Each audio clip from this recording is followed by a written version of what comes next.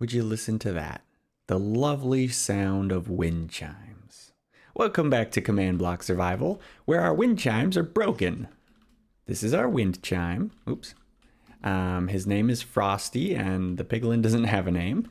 It's completely and totally busted. I'm not 100% sure why. The snowball is actually supposed to hit the... Oh yeah, we have wind charges. It hits the amethyst block. And a sound is... Is that broken? Does that not work at all? Well, it used to be... this is why we're making wind chimes today. It used to be that you could get a sound off the amethyst blocks. Whoa, it's really quiet. I don't know if you guys can hear that. Okay, that's too quiet for a wind chime. Now, the reason I want to mess with Sculk sensors is actually bigger than the wind chime. Last episode, we were making this thing. It's a pufferfish player sensor. But I was struggling with it last episode, and people were like, hey, you know, why don't you just use a Sculk sensor?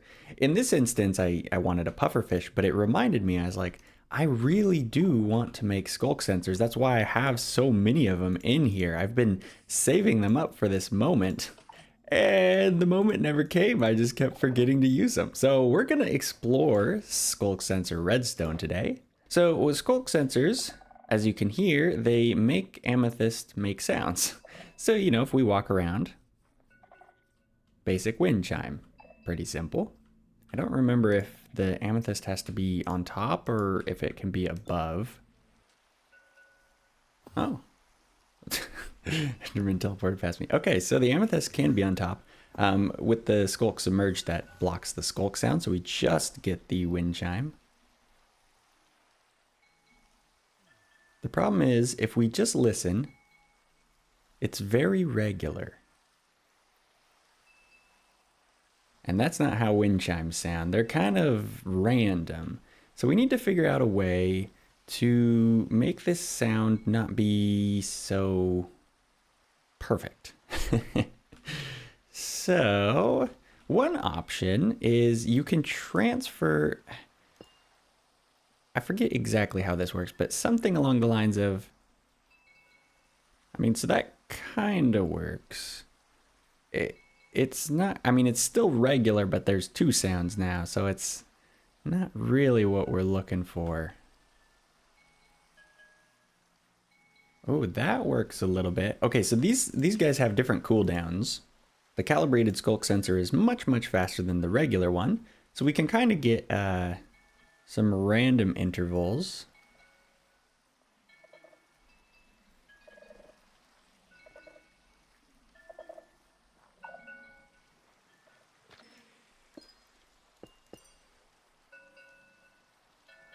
Oh, that's weird. They all send the same tone. I was kind of thinking it, you know, it might be either staggered or maybe like at least have different notes, but it's all the same note. What if we kind of invert this flower shape and we just put a bunch of them? Slightly offset sometimes, but it's still the same note. Interesting. Okay, let's see how much we can control this. The Sculk sensor is sending a redstone signal, I think, to the amethyst block.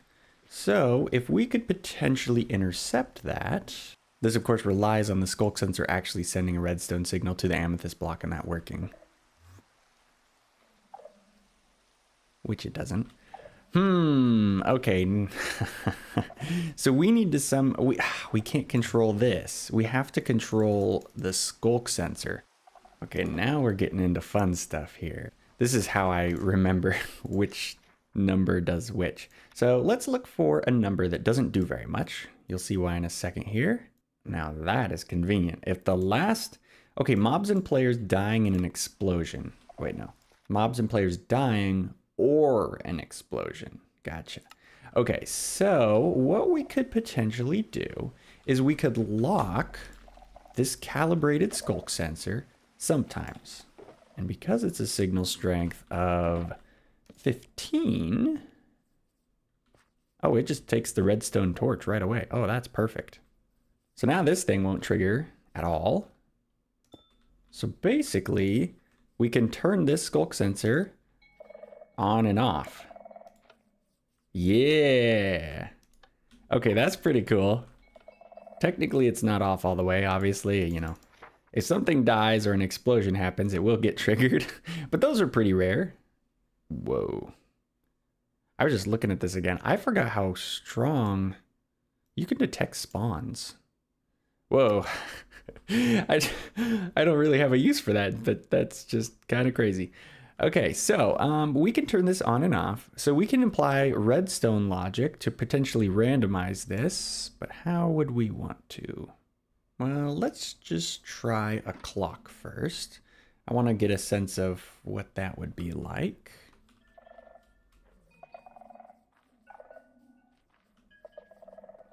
Oh, that clock is way too fast. It's just triggering every time. Okay, this is kind of a stupid clock. I just wanted to test the copper bulbs. It basically, every time it cycles, it turns it on or off, and then the on or off is what acts. So it's basically double this length of the clock cycle. But if I run around, it sounds really regular. Which makes sense. A clock isn't random. I just, you know, it was the lowest hanging fruit, so you gotta try it. What we could do is the dropper thing.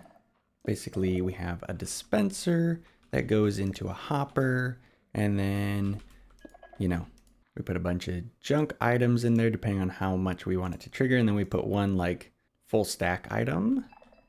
Man, this rose is in the way. Oh, you know what would be weird? What if we make this a full loop? So we put the sculk sensor there, so it'll trigger the dropper, which will trigger the whole clock, the random clock. Basically, if it's a full item, oh, that dropper sound, or dispenser sound.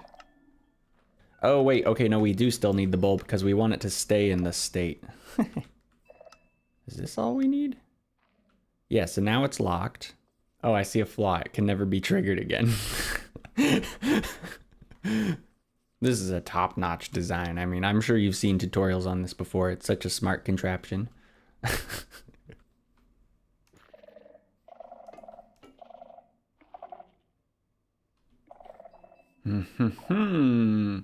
We have a simple randomizer, a silent one. Obviously, these can be waterlogged. So here's my thinking. Basically, we have input sculk sensors and then like an output sculk sensor. So this is the one that we were using before. It gets controlled by the 15 power. And this one can only trigger if both of these lamps are off, aka both of these sculk sensors sync up, sort of. We only get a sound every so often. I gotta say, this is a pretty cool randomizer though. It's pretty small, it's expensive because, you know, sculk sensors, and copper bulbs, but it's pretty cool. I feel like I invented something here. I don't know. I'm sure somebody else has probably already made something similar.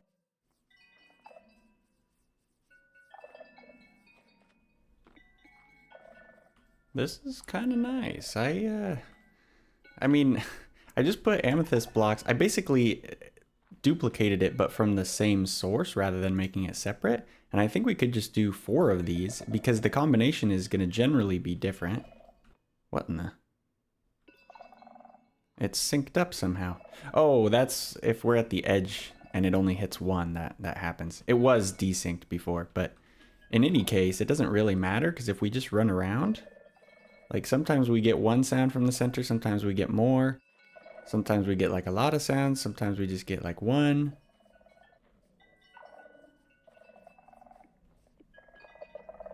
This is pretty random. It's not bad. Now there is one slight problem, and that is the fact that if I stand still, it stops working.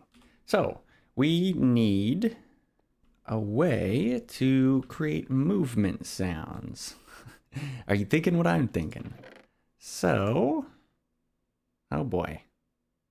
You know, I was thinking we would get around to try and fix this. This is supposed to help inventory issues. That special tool bag enchantment, it like saves the hotbar. And actually they added colored bundles in this snapshot too, so that might be cool to check out. But for now, we will just add one, toss those out temporarily. Pop the head on. Oh, I need shears now. This inventory stuff. Yeah, okay, we're working on the tool bag next. And now, if I stand still, this is the part where you're supposed to move. Oh, you finally moved. Wow. Okay, these things need actually a fair bit of movement to update. We need something that moves more. Okay, here's one crazy idea. Turn on subtitles. And the main thing I want to see is, do allies make sounds when they're flying? No, it's only when they move. Okay, so that isn't going to work either. I suppose we could put the device near things that already move. Because the problem is, there is no silent sound that we can work with other than movement, which of course would disrupt the wind chime. But if we have stuff that already moves, already makes sounds that we're used to, we could put the device, you know, in the ground next to this, and it would trigger appropriately. I think there's actually snowball flies, amethyst chimes. I think there's actually... Oh, yeah, maybe. Aha. I think we have another wind chime somewhere. Yep, right here. It's so quiet. Oh my goodness, this inventory is driving me wild. We have to work on the tool bag next. This is too much. Okay, so I tightened up the contraption quite a bit. We're only using 4 of these, which means less lighting updates. Squished this in to be only 2 blocks out from the center, which is also shorter. So what, it's 6 by 6 instead of like 10 by 10 or whatever it was before. So that's pretty decent. Oh, I almost forgot. Gotta place the amethyst and then the water. And there we go. It runs by itself. I'm a little worried how laggy it might be, but I think I'll add another one. It's not quite perfect. I'm kind of afraid it might get old, but I did put another one in the wall here over by where our old setup was. I tried putting 1 block on top. I tried 4 even. But it's still, there's still kind of that regular tempo to it, and it's just, I'm not sure. I think that might be the best we can do for now. I mean, certainly it's a lot better than this. There we go. We've got some wind chimes. We can see kind of what's going on in there too. Not too shabby. I should mention that I do realize it's overkill. You know, we could have just like had it detect like a signal strength of 1 and then just basically made a bunch of those within 16 blocks of each other, you know. So anytime something moved on our island, you know, it would transfer all the stuff, but then it wouldn't quite be as localized. It might make the island sound like it's singing, which could be kind of cool. I don't know. Maybe sometime in the future. Yeah, so inventory. I had to put all this stuff into the chest. We need to solve this problem. This was supposed to solve it. That you can see that enchanted, it says tool bag, but you'll also notice it says disabled item. So even though we made, you can see the tool bag, hotbar swapping bundle enchantment tool bag, we have that and it doesn't matter because tool bags are disabled. Wait, how do you add? I thought it showed up in this list. I guess not. Cannot be enabled since required flags. So you can turn it on if you're making the world, but you can't enable it just after you've made the world. Okay, so I have an idea. I made a new world with the experimental tag. It has bundle in it, and so I can maybe copy the flags stored in the level file. So editing the level.dat thing is something that you only do after you make a backup. And would you look at that? Experimental now. Okay. Yeah, hope that works. It's not disabled anymore. Okay. All right, all right, all right, all right. So now we can fiddle around with this. So first off, we should just see if this works at all. And we, having learned my lesson from last time, we're not going to put anything valuable. So supposedly bundles work quite a bit differently. Let's just see if this works. So if we shift, oh, we can't get our items back. Yeah, because it throws them out one at a time now instead of all at once. So it stores it correctly. Oh, that's cool. You can like select the item. Wait, how do you pull it out? Oh, right click. Okay, that's pretty cool. Well, I guess first we need to see what's wrong with our advancement. Right after we dye the bundle, right? Yes? Oh, I'm a huge fan of that change. That, oh man, colored bundles? Yes, please. Oh no, is it named different? Orange bundle. It can't detect us holding it. Ah. Okay.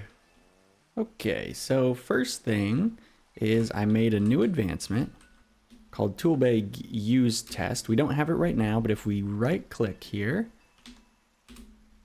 Oh, thank goodness. Okay, good. So it's just an inventory changed advancement.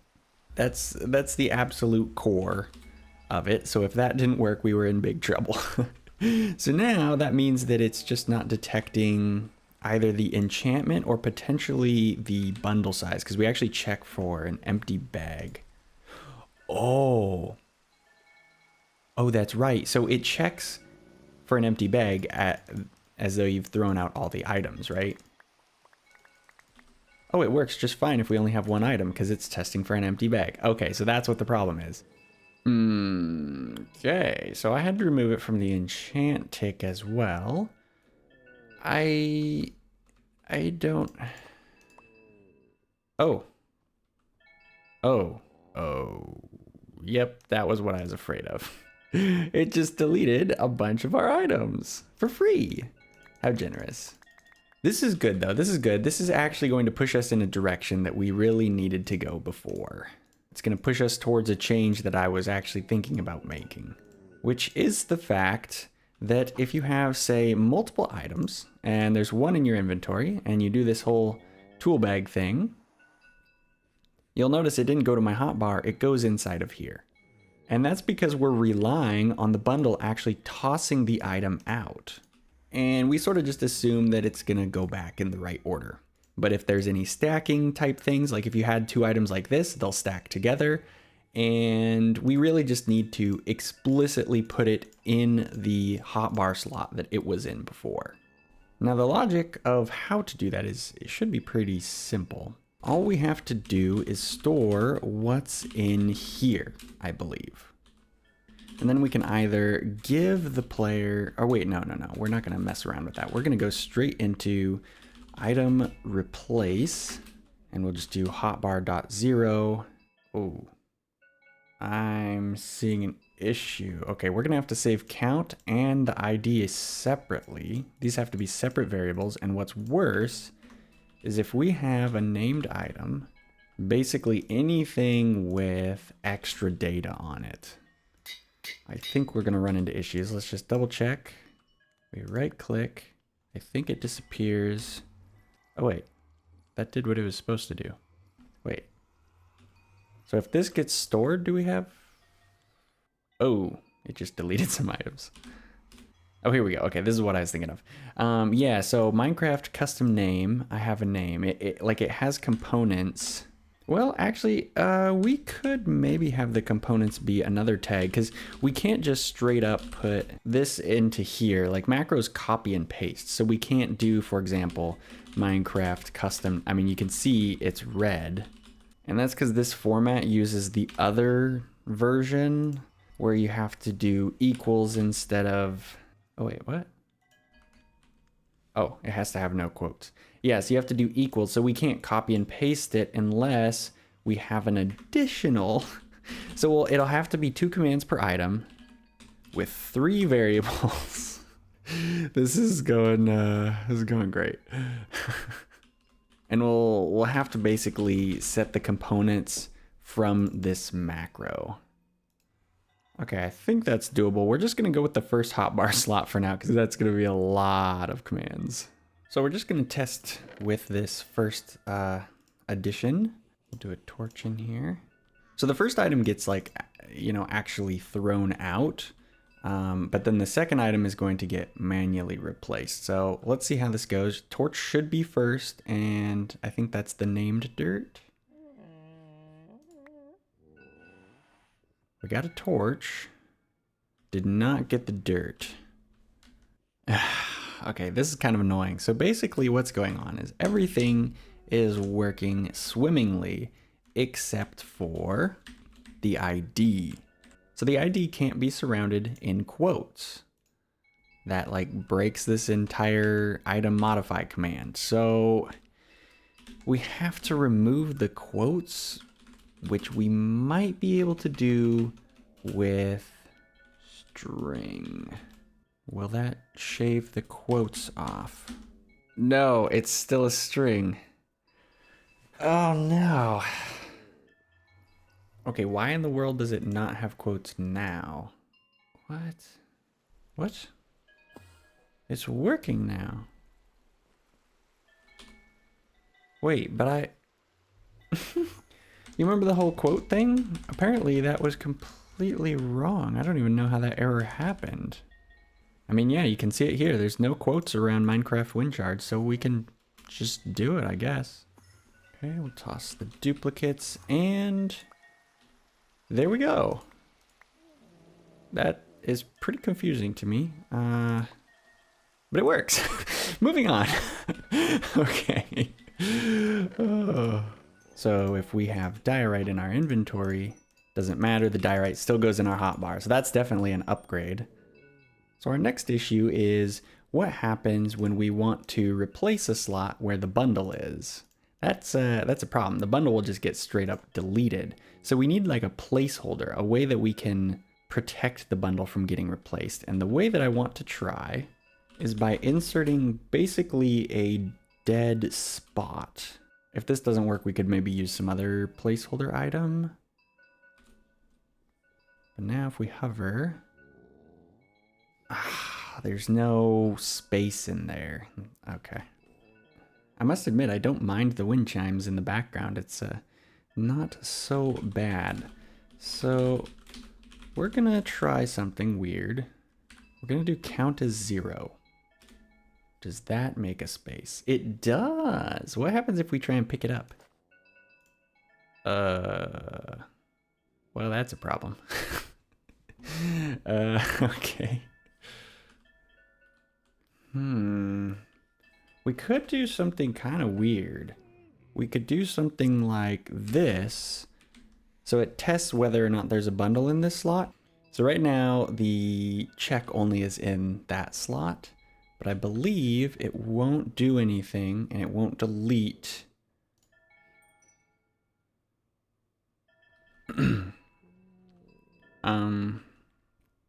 Well, you see. Okay, this one should make you laugh. I mixed up the slot numbers, so it did exactly what it was supposed to do. It removed that slot, and then it added in that one. Oh my goodness. Okay, so I have made a new system. I think we're gonna have to give... Oh wait, I wanted an orange bundle. Oh well. Put the enchant on it. Now if we store items, and then we want to recover them, it gets all of the slots and then it inserts those into the item command. So it says hotbar dot open slot 0, for example. And if we just data, actually I'm not sure if it's updated yet. It only updates it when, oh yeah, open slot 0. So it's not updated yet. Once we run this, what? Is this not what I... Oh, it's not selected slot, it's selected item slot? Okay. Yeah, oh. Okay, so then we should be clear. It should get, because you can see all the stuff it's doing here. It's basically checking for which slot I'm selected on, and then it appends those into this list. And because you don't know which item in this list is going to be missing, then you just go by list number rather than specific slot number. So if 3 was missing, you know, it'd be like 0, 0, 1, 1, 2, 2, and then 3 would be missing. So it'd go to that next slot and it'd be like 4 into the variable slot. And that's kind of how it works. Okay, well, store this, open that, boom, finally. Oh, that's so hard. But yeah, we move it, boom. I mean, like, that's such an intuitive thing, so it seems like, oh, it would be easy. No, not even close. But yeah, you can see we're not stacking with the diorite. All the stuff is working. Let's try it, alternating between stuff. Uh-oh. What did it just delete? I lost track. Oh, that's right. It only does the first 2 slots. Oh, there we go. Oh my word. I'm not a huge fan of left clicking putting items in the bundle. Kind of seems like right clicking is the way to do it, but yeah, the bundle works. That was hard. Oh, I wonder what it will do with a space. Oh yeah, it just pushes them together. Sweet. Our hotbar swapper is back in business, and I'm way too scared to put real items in it. Actually, I should test something, because there was a bug before if we went too fast when we swapped. Oh yeah, it doesn't matter now. It just insta swaps because it directly places them into our inventory. Very cool. It is a little weird without the sound. I suppose we could add the sound back in. If you're like looking, you know, out in the distance when you're working on something, you're like, oh yeah, I want to place this block, and you're not really looking at the bag. This is a nice little indicator. I mean, the item flies out in front too, but... Oh, you can just hold right click. And it still works? Okay, that's impressive. Wow. You know, the very reason that these tools are not netherite is because of a previous tool bag. But we can't end the episode without knowing our stuff is safe. Oh man. Full. Nice. Oh, we can pick stuff out if we want. All right, we'll put in like, I don't know, flour, some food, some blocks. This is like the, I don't know, the mobility hotbar. Swap back. There's all the items. We got the names. We got persuasion and reason. We have all the enchantments. We have full draw teaser.